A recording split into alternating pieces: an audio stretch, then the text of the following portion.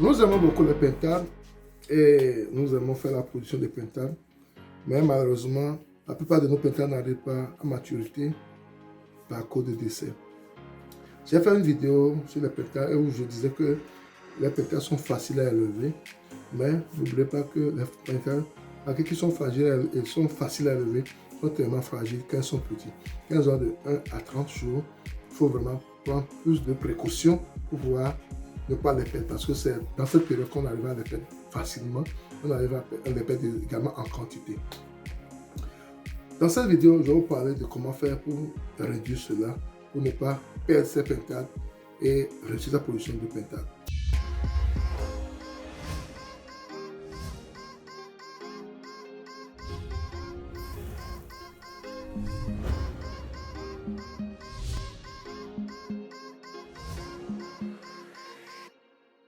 Si tu me découvres pour la première fois, mon nom c'est Sabi Aliati et sur ma chaîne nous parlons d'investissement général en agriculture et en élevage. Si ces thématiques te sont importantes également, tu as deux choses à faire. Abonne-toi sur notre chaîne Azurego, clique sur la cloche de notification pour ne plus rater nos vidéos à chaque fois que nous publions.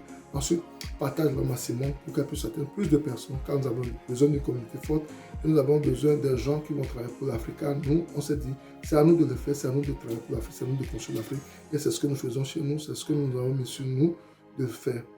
On aime les pentades. C'est vrai, on veut faire la production de pentades, c'est vrai aussi, mais malheureusement, on perd beaucoup de pentades au cours de la production. Parce que les pentades sont très faciles à élever, mais sont délicats de 1 à 30 jours. Et cette période, quand tu auras cette période, tu auras ta production. Tu peux commencer avec 500 pentades, pentados plutôt, et après un mois, tu te retrouves avec 10, 20, 30, 40, parce que tu les as tous perdus pendant cette période de 1 à 30 jours. Et cette période de 1 à 30 jours est vraiment critique, cruciale pour la réussite de ces pentades. Aujourd'hui, je vais vous parler de comment faire pour éviter cela. Tout commence par la poussinière. Tout commence par la poussinière. Et je vais dire mon sujet, je l'ai titulé en 3 points essentiels pour vous aider. Le premier point, c'est la poussinière. La poussinière, c'est un endroit où on reçoit les pentados, là où on démarre les pentados. Et la poussinière doit être dans certaines normes, dans ces conditions pour pouvoir recevoir les pentados et pouvoir être sûr que vous avez reçu votre production. Elle doit être clean, lavée, nettoyée, désinfectée au moins un mois avant la réception des sujets. C'est important. Elle doit être immaculée avant la réception des sujets. Donc, un mois, c'est le minimum. Et je peux dire le maximum, il y a un mois. Avant la réception des sujets, tout est clean et vous attendez les sujets. Ça, c'est important de le faire.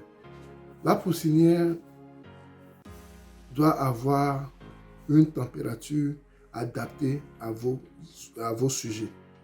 La poussinière doit avoir une température adaptée à vos sujets. La température est très capitale pour le démarrage. La température est très capitale pour le démarrage. Pour les sujets de 1 à 30 jours, vous avez besoin d'une température au moins de 36,5 degrés. 36,5 degrés de température. Et cette température peut décroître chaque semaine de 2 degrés. Donc, la première semaine, 36,5 degrés. La deuxième semaine, 34,5 degrés. La troisième semaine, 32,5 degrés, ainsi de suite. Pendant 4 semaines. Et après 4 semaines, vous êtes sûr que vos animaux ont assez de plumes parce que dans ces 1 mois, ils vont perdre leur duvet qui ne les protège pas en tant que tel et ils auront leurs plumes. Maintenant, leurs plumes peuvent les protéger. Ils peuvent maintenant adapter leur température corporelle par rapport à la salle. Et donc, là, vous êtes sûr que ils sont sauvés par rapport à cela. Mais il y a une chose qui est très capitale aussi au niveau de la température. Il ne faut pas que la température soit trop forte. Quand la température est trop forte, vous risquez de les étouffer et ils peuvent en mourir également. Il ne faut pas que la température soit trop forte, ça peut les tuer. Et il ne faut pas que la température soit trop faible. Quand elle est trop faible, ils vont s'entasser pour essayer d'avoir la chaleur de leurs confrères et ça les tue également. Donc, la température est vraiment capitale.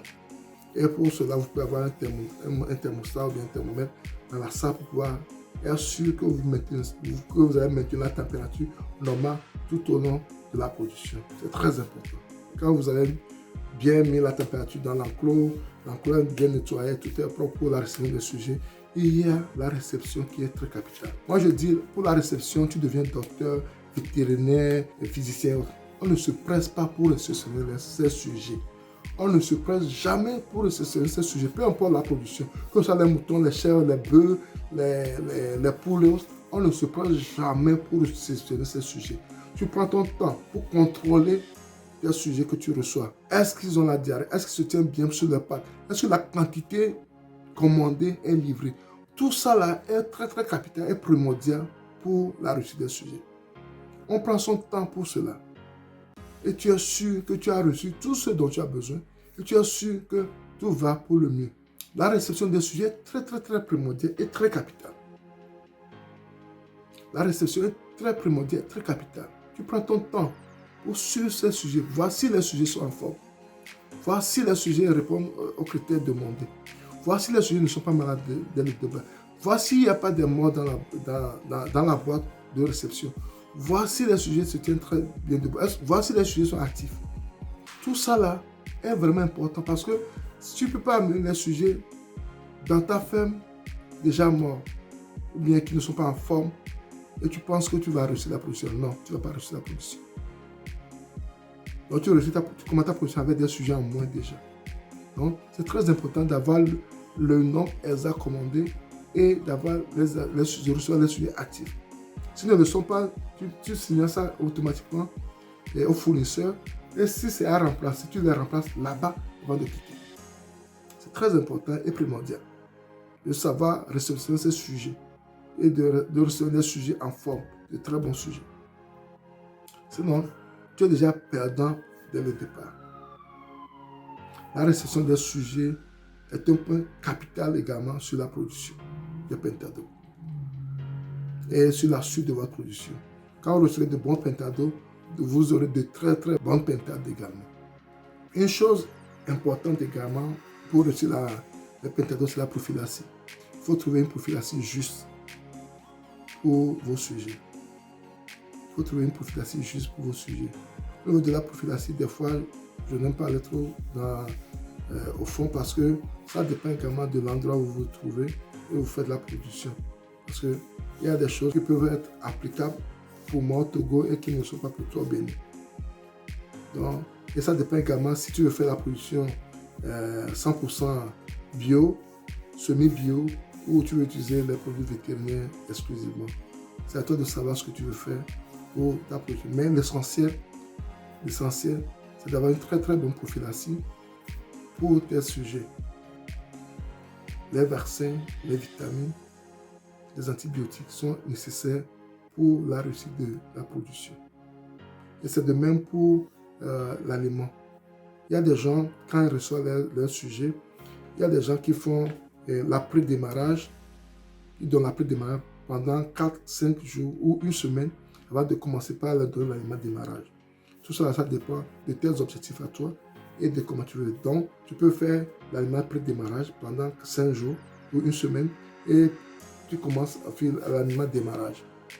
Après l'aliment pré-démarrage. Donc, c'est très important de savoir ce que tu veux, de savoir les éléments qui sont de là où tu es pour constituer tes aliments de démarrage ou de pré-démarrage et la prophylaxie à utiliser. C'est très important d'aller souvent aussi vers les nutritionnistes, vers les provenderies pour avoir certains conseils par rapport à votre coin, votre milieu, pour pouvoir réussir votre production. Ça, c'est très important de tenir compte de cela. La réception, mettre la production dans certaines conditions, la bonne alimentation, parce que les Pentado doivent avoir des aliments vraiment riches. Ils ont vraiment besoin de ça pour réussir. Donc, tout cela cumulé, vous êtes sûr de pouvoir réussir votre production de Pentado. Donc, réussissez les Pentado et vous allez réussir les Pentado. C'est ce que je tiens à partager avec vous aujourd'hui et j'espère que vous avez aimé. Si vous avez aimé, partagez la vidéo pour qu'elle puisse atteindre plus de personnes et vous-même n'oubliez pas de vous abonner à notre chaîne, de cliquer sur la cloche de notification pour recevoir nos vidéos à chaque fois qu'on publie. C'était Sabi et à la prochaine. Bye bye.